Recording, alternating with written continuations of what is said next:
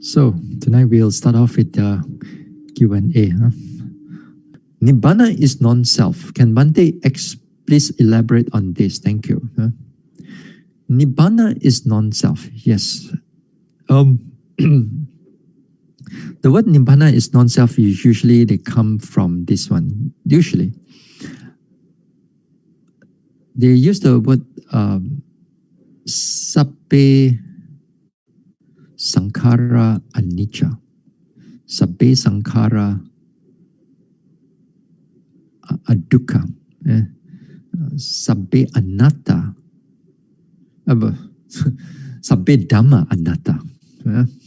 Sabbe dhamma anatta. So formations, sabbe sankhara anicca, sabbe sankhara dukkha. All mental and physical formation and all mental and physical processes, they are all anicca and dukkha. And also this mental and physical formation, they are also under anatta. But the Buddha used the word sabbe dhamma anatta. It's because that they want to include Nibbana and also perhaps other times concept also. Concept also. Now here the thing is Nibbana here, we are more interested. Nibbana has a non-self aspect, but it does not have anicca or dukkha aspect. Okay? Non-self, Nibbana has anatta aspect, but no anicca, no dukkha. Whereas 5 aggregates, or all these mental formation or physical formations, they have anicca, dukkha, and anatta. Okay, they have anicca, dukkha, anatta. So anatta is for everything. So, but the thing is that what is this anatta first? Anatta here means uncontrolled. You cannot able to control it. Oneself cannot able to control it. You cannot master it. You cannot master it. Take a simple example. Not talk about Nibbana yet. Take a simple example to understand what is a simple example of non-self. Take for example. Okay. Sometimes you go to a clinic or you do a doctor, they want to see whether your reflex is good. They use a little hammer and then they knock on your knee and then your leg will start moving, right? Next time before you do it to yourself, next time, you tell yourself, I don't want the leg to move, I don't want the leg to move, I don't want the leg to move. Then somebody knock on your feet. Will it still move? It will still move. That is in a sense of non-self. You cannot able to control it.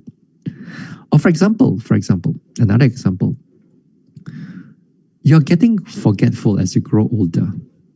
You're getting forgetful and you're not able to remember things.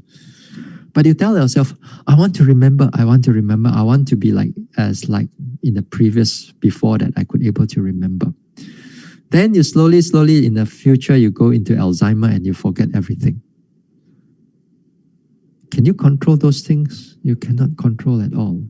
There's no way that you can able to control as it slides into all this sickness. You tell yourself you don't want to die of cancer, but cancer still pop up. You tell yourself you don't want to have this pain or that pain, but the pain still come in. You cannot control it.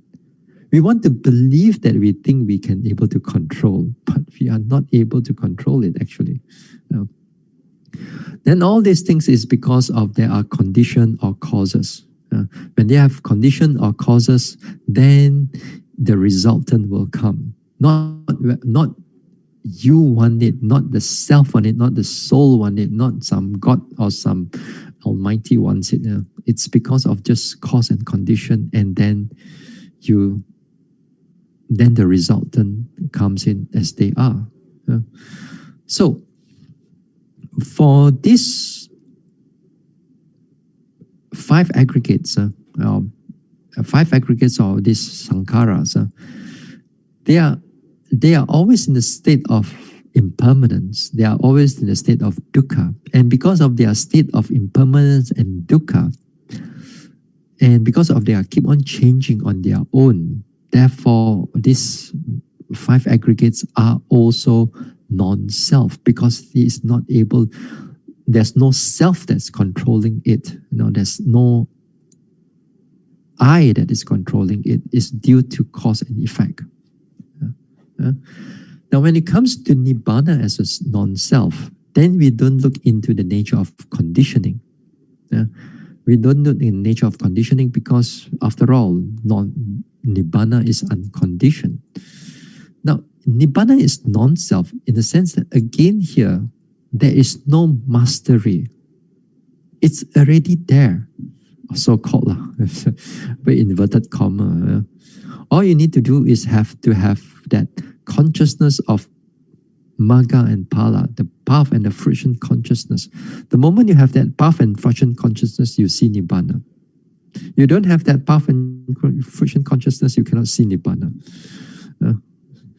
So it's so-called there. So-called there. So it's not controlled by you, or it's not controlled by others and so on. It's already there. So Nibbana also falls under non-self. There's nothing control it. It does not condition,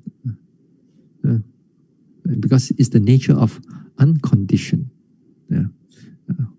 Okay, so Nibbana is non-self in that way. It is also in the sense that when we talk about how we enter into the nature of seeing Nibbana, when there is the triple gateway of entering into Nibbana. One is by anicca, dukkha, or anatta. So if you see that all your five aggregates of keep on changing on their own, and they're getting fast and they're getting slow, and they are changing on their own.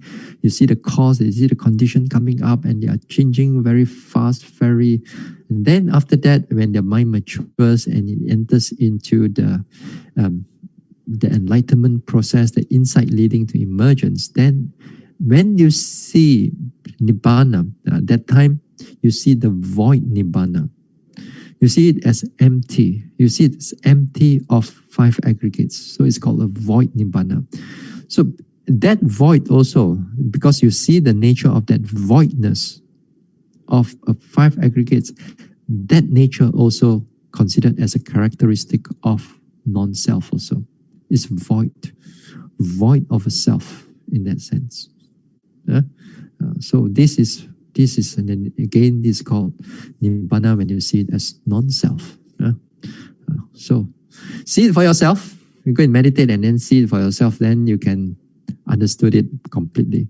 Now it may not so easy for us to understand it. We only understand it through words and through theory and through thinking and reflection only. But Nibbana is for us to experience it. One of the unconceivable things.